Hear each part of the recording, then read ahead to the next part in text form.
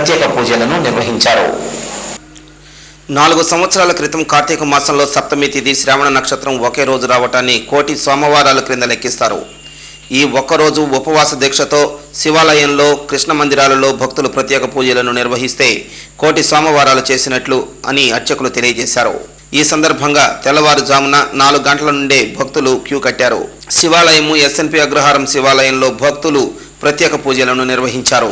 త్యాగరాజనగర్ వెంకటేశ్వర స్వామి దేవస్థానమునందు కళ్యాణ మహోత్సవం నిర్వహించారు.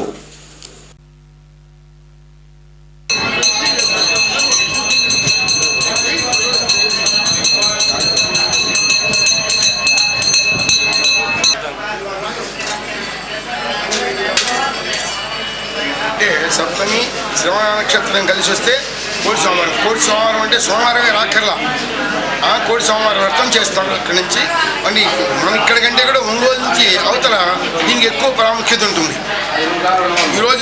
ఈరోజు ఒక్కరోజు వ్రతం చేసుకుంటే, అభిషేకం చేసుకుంటే కోటి సోమవారాలు వ్రతం చేసినంత ఫలితం, కోటి సోమవారాలు ఉపాసన ఫలితం దక్కుతుంది.